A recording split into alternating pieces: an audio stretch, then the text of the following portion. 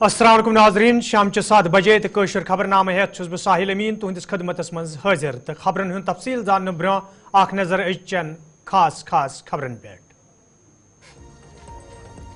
मरकजी सरकार तरफ जम्मू कशीर हुंद रियासती दर्ज बहाल करनस हवाले तुलना आमत कदम इन वालन कैचन दोन दौरान नई दिल्ली मज जम्मू कशीर हवाले अहम मीटिंग हुंद सांस।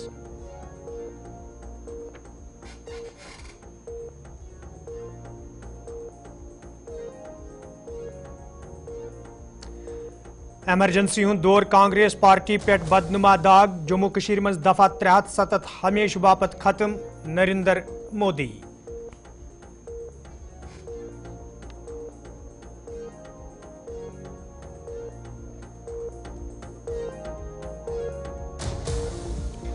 तो भारतीय जनता पार्टी तरफ मुल्कस मज नफरत माहौल तैयार करना आमुत इंडिया ब्लॉक जमहूरियत पासदारी करने बापत वाद बंद राहुल गांधी।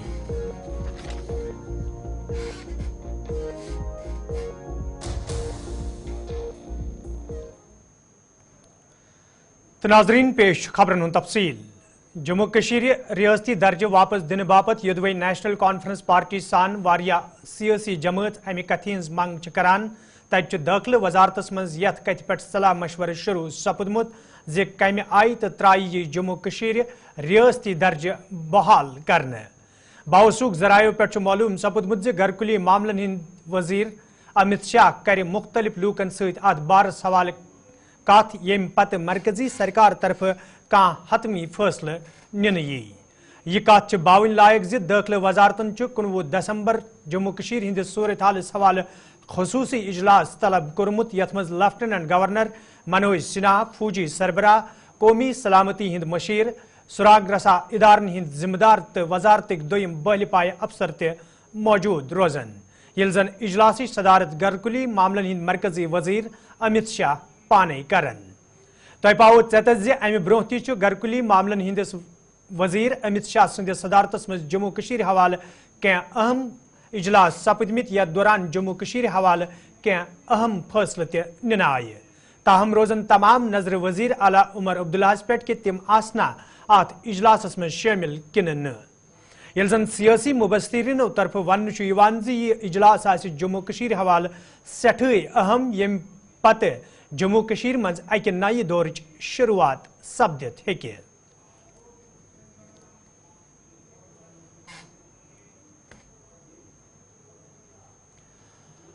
वजीर अजम नरेंद्र मोदी आज ऐवानस मज आईन किस बातस दौरान वोनमुत जे मरकजी सरकार तरफ पतमन 10 वरियन दौरान तीत फैसले निन आमुत यम सत मुल्कस मज इतिहाद कायम सपुद। यिल जन तिमो दफा 370 जिक्र करान वोन जे दफा 370 युदवई अथ मज बड़ रुकावट ताहम मौजूद मरकजी सरकार तरफ यह दफा हमेशा हमेशा बापत खत्म करना आमुत। यिल जन तिमो अत मौकस पे एमरजेंसी हज जिक्र करान वोन जे तथ दौरस मज जमहूरियतस खश करना आमुत युस जन कांग्रेस पार्टी पे वुम्ब्रे दाग छु। मैं संविधान के प्रकाश में ही मेरी बातों को रखना चाहता हूं और इसलिए अगर आप हमारी नीतियों को देखेंगे, पिछले 10 साल देश की जनता ने हमें जो सेवा करने का मौका दिया है,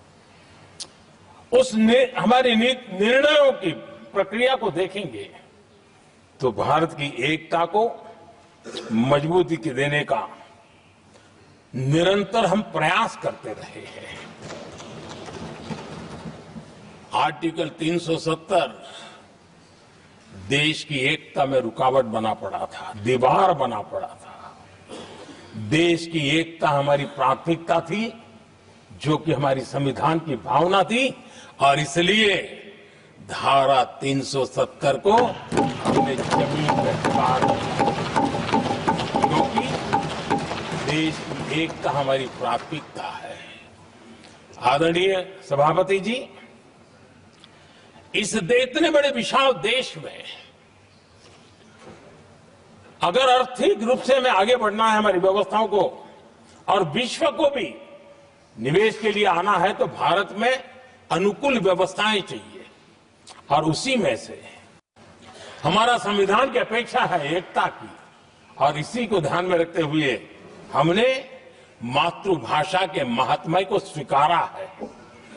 मातृभाषा को दबा करके हम देश के जनमानस को संस्कारित नहीं कर सकते और इसलिए हमने न्यू एजुकेशन पॉलिसी में भी मातृभाषा को बहुत बल दिया है और अब मेरे देश का गरीब का बच्चा भी मातृभाषा में डॉक्टर इंजीनियर बन सकता है, क्योंकि हमारा संविधान सबसे पीछे है, उनकी सबसे दरकार करने का हमें आदेश देता है। इतना ही नहीं, हमने क्लासिकल लैंग्वेज की दिशा में भी कई लैंग्वेजेस जो जिनका हक बनता था उनको हमने उस स्थान पर रख करके हमने उनका सम्मान किया था।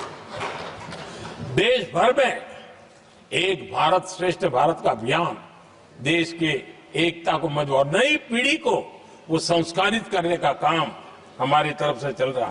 जब देश संविधान के 25 वर्ष पूरे कर रहा था, उसी समय हमारे देश में संविधान को नोच लिया गया, इमरजेंसी आपातकाल लाया गया।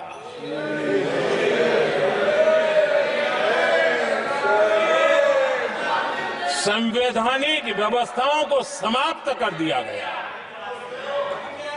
देश को जेल खाना बना दिया गया, नागरिकों के अधिकारों को लूट लिया गया, प्रेस की स्वतंत्रता को ताले लगा दिए गए और कांग्रेस के माथे पर ये जो पाप है ना, वो कभी भी धुलने वाला नहीं है, कभी भी धुलने वाला। यह सब हिंदुत्व है। दुनिया में जब जब लोकतंत्र की चर्चा होगी, कांग्रेस के माथे का ये पाप कभी धुलने वाला नहीं है, क्योंकि लोकतंत्र का गला घोंट दिया गया था। भारत के संविधान निर्माताओं की तपस्या को मिट्टी में मिलाने की कोशिश की गई। लोकसभा मज आज दोम दो आईन सवाल बहस सपुद तक हिजब इख्तलाफ लीडर राहुल गांधी संबल वाकत मुल्क किस मौजूद सूरत हाल सवाल कत करान वोनमुत ज भारतीय जनता पार्टी तरफ ये मुल्कस मज नफरत फैलवित लूख तकसीम करने तच मुल्क हसास इदार कमजोर करने कम त भारतीय जनता पार्टी तरफ बदस्तूर जारी। और हिंदुस्तान के हर गरीब व्यक्ति को हम ये कहना चाहते हैं, आपकी रक्षा कॉन्स्टिट्यूशन करता है और ये बीजेपी के लोग कॉन्स्टिट्यूशन पर 24 घंटा आक्रमण करते रहते हैं। कॉन्स्टिट्यूशन में लिखा है prohibition of discrimination on grounds of religion, race, caste, sex or place of birth. The state shall not discriminate against any citizen on grounds only of religion, race, caste, sex, place of birth or any of them. Some days back,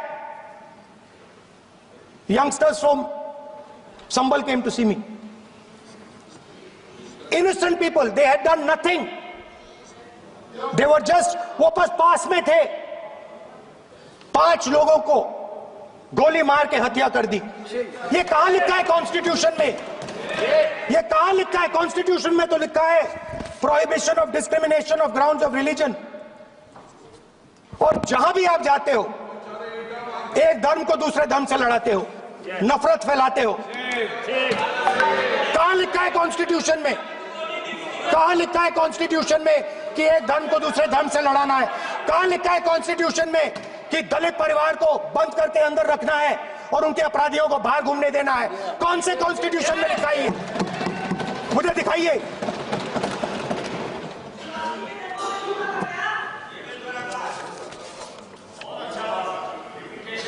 speaker साहब, हमने हमारी जो विचारधारा है, India गठबंधन की विचारधारा है, वो देश में कॉन्स्टिट्यूशन लाई है। हम सब मिलकर कॉन्स्टिट्यूशन की रक्षा करते हैं। अंबेडकर जी ने कहा था, if there is political equality but no social and economic equality, political equality will be destroyed. ये अंबेडकर जी के शब्द हैं और आज ये बात सबके सामने है। पॉलिटिकल इक्वालिटी जो थी वो खत्म हो गई है। हिंदुस्तान के सारे इंस्टीट्यूशंस कैप्चर कर लिए गए हैं। सोशल इक्वालिटी नहीं रही, फाइनेंशियल इकोनॉमिक इक्वालिटी नहीं रही। इसीलिए हमारा अगला कदम जाति जनगणना होगा। हम देश को दिखाना चाहते हैं कि आपने किन लोगों का और कहां कहां अंगूठा काटा है। हम दलितों को, आदिवासियों को, पिछड़ों को, किसानों को, मजदूरों को दिखाना चाहते हैं कि आपने किस किस का अंगूठा काटा है। इसलिए जो मैंने वायदा किया था, इसी हाउस में यहां हम कास्ट सेंसस लागू करेंगे और उसके बाद हिंदुस्तान में एक नए तरीके का विकास होगा, एक नई तरीके की राजनीति होगी। जो मैंने पहले कहा था, जो आपको अच्छा नहीं लगता है, 50% रिजर्वेशन, उस दीवार को हम यहां तोड़ेंगे। 50% रिजर्वेशन की दीवार और जाति जनगणना हम यहां करा के दिखाएंगे। आपको जो कहना है कर लो। नाजरीन, खबरनामस में तुंद दोबारा खैर मकदम तो पेश मजीद खबरन तफसील। मेंबर पार्लियामेंट अनंतनाग राजौरी मियां मोहम्मद अल्ताफन आज बहस दौरान मरकजी हुकूमतस पे जोर दितमुत मुल्कस मज गसे सेक्युलरिज्मस गोड़ बरनस हवाले काम करने इन युद्ध जन मुल्क तरक्की हिंदिस मैदानस मज आसानी सान ब्रों पके। जो हालात हम देख रहे हैं, हम हिंदुस्तान की सालमियत चाहते हैं। हम चाहते हैं कि हिंदुस्तान अपने सेकुलरिज्म पे कायम रहे, अपनी डेमोक्रेसी पे कायम रहे, लेकिन आज उसके मुख्तलिफ हो रहा है, उस चीज़ पे अमल नहीं हो रहा है। जो कुछ हिंदुस्तान में अक़लीतों के साथ हो रहा है, ख़ास तौर पे मैं उत्तर प्रदेश का जिक्र करूँगा कि जो वाक़यात वहाँ हो रहे हैं वो हम सब के लिए बाइस परेशानी है। और ये चीज़ जो है, ये फ़र्ज़ बनता है इस हुकूमत का, ये फ़र्ज़ बनता है उस पार्टी का जिसकी इस देश में हुकूमत है या वहाँ पे हुकूमत है कि वो इन चीज़ों को रोके और वहाँ जो लोग रहने वाले हैं वो अपने आप को सेफ महसूस करें। वो ये समझें कि हम इस देश के रहने वाले हैं और इस देश में हमारे भी वही हकूक़ हैं जो दूसरे लोगों के हैं। उस चीज़ की तरफ देखने की तरफ बहुत ज़्यादा ज़रूरत है। हम सुप्रीम कोर्ट ने जो परसों फैसला दिया, जजमेंट दी, उसका हम खुश आमदेद करते हैं, वेलकम करते हैं कि इस बरवक्त फैसला आने से इस मुल्क में जो एक फ़िज़ा बनी हुई थी, वो एक नफ़रत की हवा चल रही थी, वो ठंडी हुई और उसमें तब्दीली हुई। यहाँ पे बहुत कुछ 2 दिन इस डिस्कशन में कहा गया। कांग्रेस वालों ने ये कहा कि 1975 में इमरजेंसी लगी, जो कुछ भी हुआ कांग्रेस ने उसके लिए माफ़ी मांगी। लेकिन आपने भी कई ऐसे वाक़यात किए जिस पर आप बिल्कुल खामोश हैं, आप उस पर कुछ भी नहीं बोलते हैं कि क्या आप उनको किस तरह जस्टिफाई करें या किस तरह आप उसको कंडेम करें। आपकी तरफ से कोई ऐसी चीज़ नहीं आती है, सिर्फ एक इल्ज़ाम लगाने का सिलसिला दोनों तरफों से कायम है। यहाँ पे ये कोट किया गया कि बहुत सारी हुकूमतें जो हैं, इसमें कोई शक नहीं, ये जो कांग्रेस के दौरे हुकूमत में तोड़ी गई, बनी हुई हुकूमतें गिराई गई, हम उससे इनकार नहीं करते। लेकिन आपने जो हमारे साथ किया, इन्होंने तो हुकूमतें तोड़ी, आपने तो हमारी स्टेट को तोड़ा और स्टेट को तोड़ के आपने उसको 2 यूटी में तब्दील किया जिसकी कोई जस्टिफिकेशन नहीं थी, जिसका कोई उसको उसकी ज़रूरत नहीं थी। एक फुल फ्लेज स्टेट थी, उसको आपने तोड़ा और फिर आपने कहा कि नहीं जी, हम स्टेट जो है वो सिर्फ इलेक्शन का इंतज़ार कर रहे हैं, इलेक्शन जैसा होगा उसी वक्त वहाँ स्टेट जो है वो दोबारा बहाल होगी। लेकिन उसके बाद उस बारे में भी हमने कुछ भी नहीं सुना। आज इस मुल्क को अगर आगे बढ़ना है, इस मुल्क को अगर चलना है, इस मुल्क को अगर इसका सेकुलरिज्म रखना है, तो हम सब ने मिल के चलना है, तब ये मुल्क तरक्की कर सकता है और तब इसकी जो इमेज पूरी दुनिया में है वो कायम रह सकती है। कृपया आज अगर ये डिस्क्रिमिनेशन की पॉलिसी चलेगी, किसी रीजन के साथ हो, किसी रिलीजियस के साथ हो, तो फिर ये देश तरक्की नहीं कर सकता है। इसको आपने उस लिहाज से चलाना है, ये आप पे फर्ज आयद होता है, क्योंकि आप यहाँ पे हुकूमत कर रहे हैं।